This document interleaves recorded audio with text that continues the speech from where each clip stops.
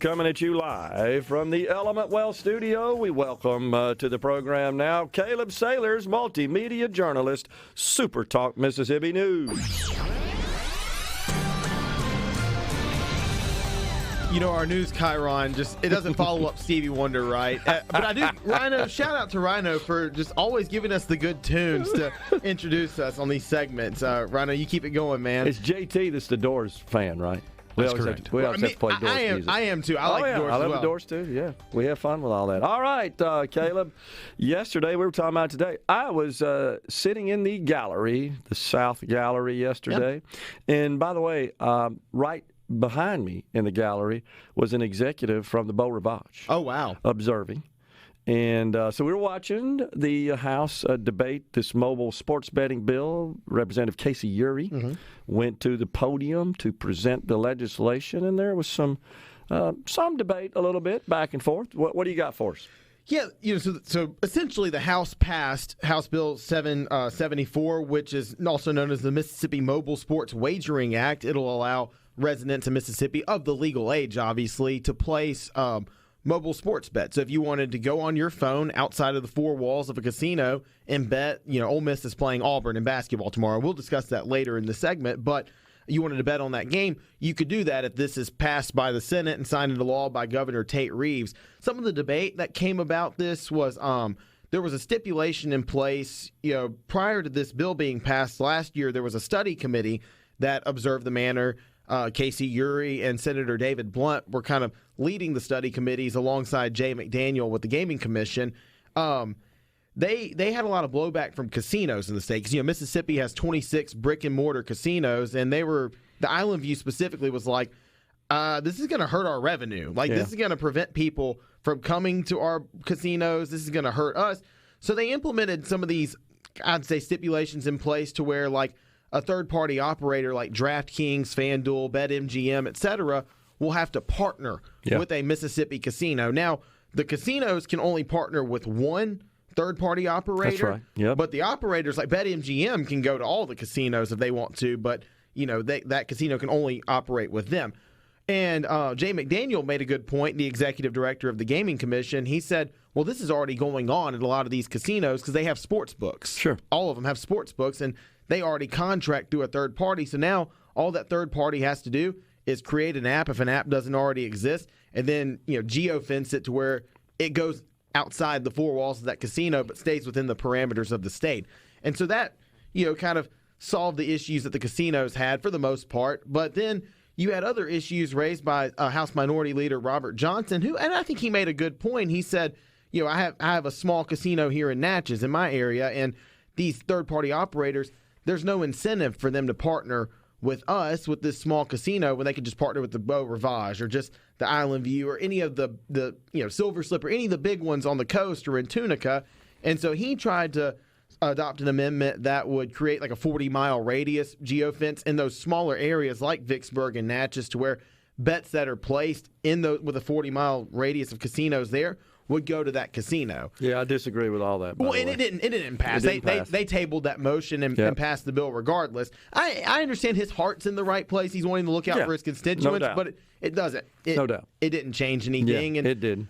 But with the casino, with the third-party operator partnering with the casino collects that revenue, pays the taxes on it, et cetera. Right. And then there was another amendment that was adopted that Casey Uri drafted, that the 12% tax on the that comes from the mobile sports wagers. Revenue. Yep. Yeah, the revenue will go to the Emergency Roads and Bridges Fund in Mississippi. Well, some of it. There's a carve-out for it. Yes. Yeah. But, because it was the 12%, 8% was supposed to go to the local areas, and then 4% to the state, I believe. But now the 12% will go to roads and bridges. Right. And there was a little bit of pushback on that, and he kind of Casey Uri squashed that. Was like, no, this is a good thing. Like, we need $100 million extra dollars for MDOT projects. This is going to raise a lot of money.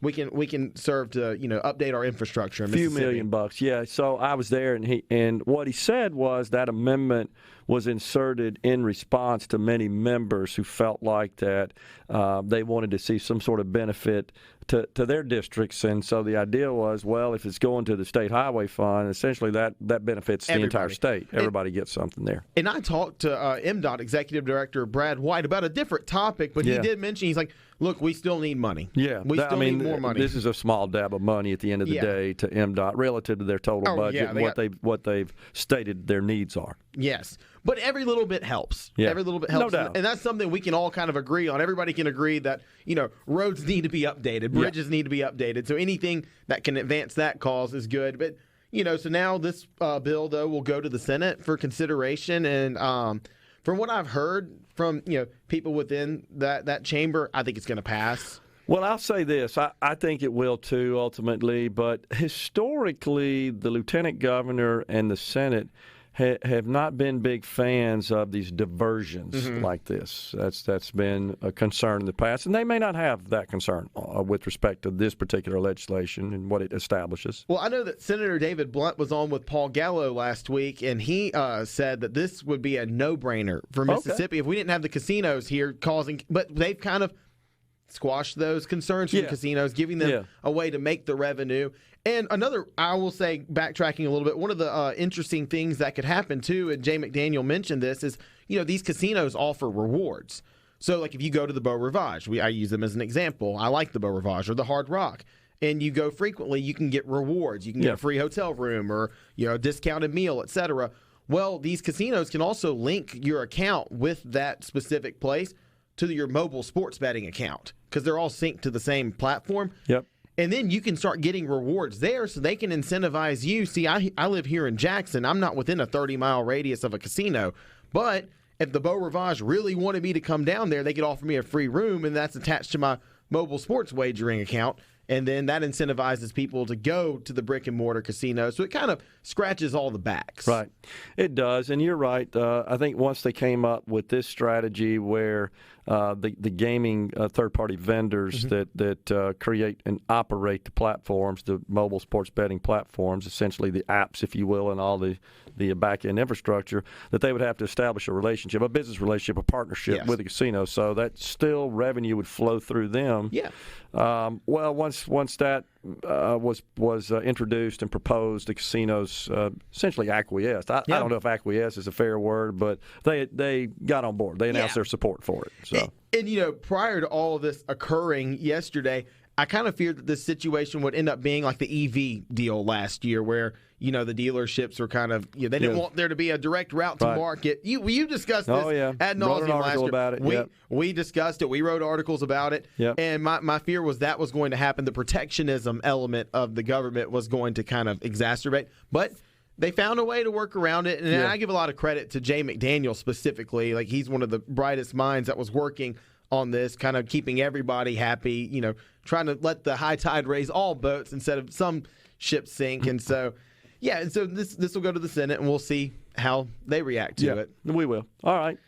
What else we got going on? DeSanto Rollins, I would say former, but he's still listed on the active roster at Ole Miss, defensive lineman. I mean, you can look. The active roster is up online today, and he is still on it. Well, he filed a lawsuit against the university and Lane Kiffin, head coach at Ole Miss. Well, it was dismissed yesterday by a federal judge. DeSanto Rollins was seeking $40 million in punitive and compensatory damages. He accused Lane Kiffin of kind of discriminating against him based on race and gender. He said he was having a mental health crisis. His grandmother had passed away that kind of elevated that. He wasn't getting the playing time he wanted. He had been moved to the scout team offensive line instead of being an active defensive lineman. A lot of things that happened. And so he was basically saying that the university would treat white or female students better than they would him as a black male student. And the university obviously rebutted those claims, saying, no, we had scheduled you several meetings with our on-campus sports psychologist. You didn't show up to the meetings. We tried to schedule meetings with you with the coaching staff, right? Yeah. Kiffin tried to schedule meetings with him, and he didn't show up and everything.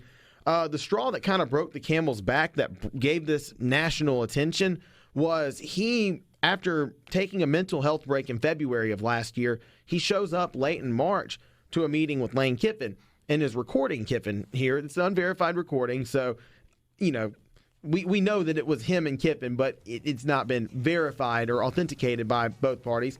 But and I can discuss this further in the next segment. We got a couple more stories we want to get to as well that you guys are tracking there in the news department. We're coming right back, folks, with Caleb Saylors, multimedia journalist, SuperTalk. The great Gladys Knight bumping us into this segment here of Middays. We're coming at you live from the Element Wealth Studio. We've got Caleb Saylors from SuperTalk Mississippi News.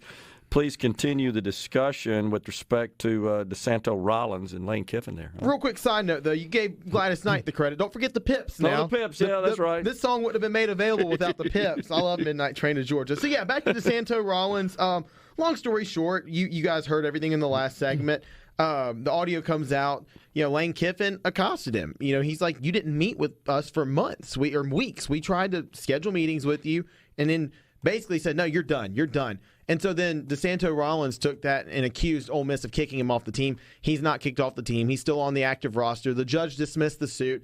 And attorneys for the university and that were also representing Kiffin said that any kind of mental health damages that DeSanto Rollins had were not Kiffin's responsibility. That's not his fault. He can't control that. And also, he has a right to run his program as he deems fit. If he wants to, you can discipline players. I mean, players get punished all the time, suspended. He has a right to do that. Yeah. And so, that lawsuit's dismissed. Ole Miss doesn't have to worry about that anymore, and the legal fees and everything. But they don't have to pay the $40 million that Rollins was requesting. Another big story that came out of here in Central Mississippi, in Byram, a Walmart employee was fired for something, and I vehemently disagree with her being fired over this. She was filming a mother who brought her child into the store. This was in mid-January. Brought her child into the store wearing nothing but a diaper. And it was 20 degrees outside. The kid, you could see the kid in the video shivering. You can go to our website, supertalk.fm. We have the video linked in our article. And the kid's shivering, and concerned customers, the employee, were trying to intervene and help. And the mom was accosting them, screaming, cursing, at one point shaking her rear end in somebody's direction, got in a older gentleman's face and started yelling at him using profanity, and was very, very just dismissive of anybody's claims that she was neglecting her child. At one point, she was tossing frozen foods into the into the grocery cart where her child was sitting, on top of the child, just very, very negligent behavior. Well, a customer at one point starts clothing the child in clothes from the store just to give the baby, some sort of protection from the elements. Well, long story short, the police were called. They showed up to the scene, arrested the mother for negligence, and the employee ended up getting fired because Walmart has a policy against filming customers in the stores.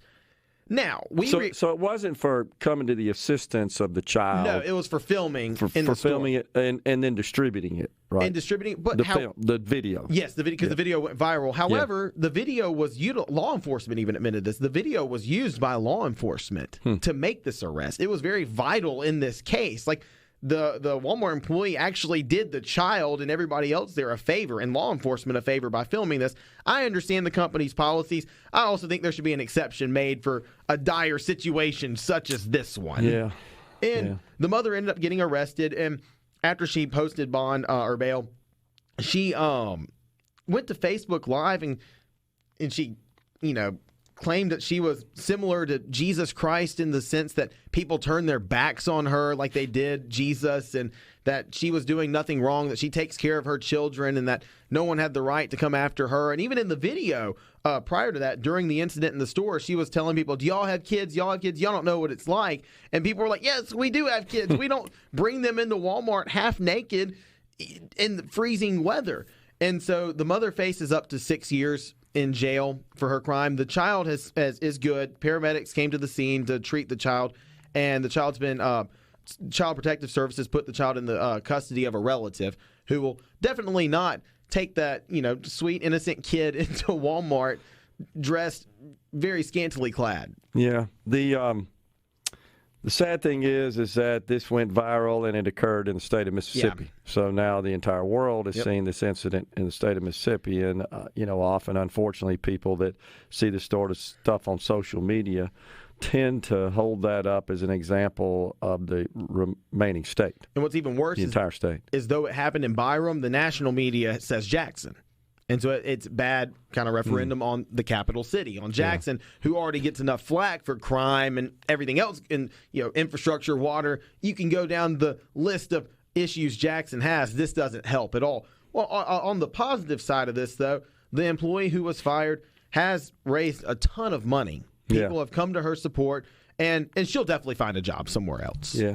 I have no doubt that she'll too. find it. And she might have already. I don't know. I need to, go look and see, do an update on her. But she'll find an occupation elsewhere. It's sad that she was terminated from her position at Walmart for, in my opinion, doing the right thing. Truly a bizarre story. But Walmart, they issued a response to us. JT Mitchell, our news director, reached out and they said, no, we stand by this decision. Walmart has this policy in place, and we stand by it pretty much. That's essentially what they said.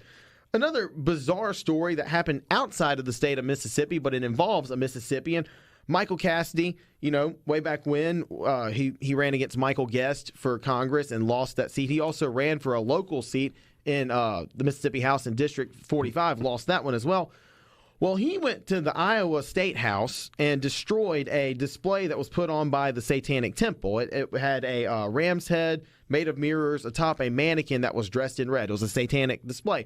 Well, he destroyed it and then was originally charged with, now he's charged with committing a hate crime. Initially charged with fourth-degree criminal mischief, but he's raised a ton of money. Yes, he has.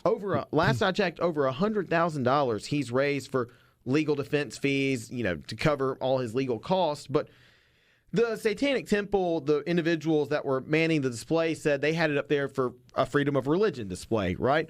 And it was some sort of art event going on at the State House celebrating freedom of religion.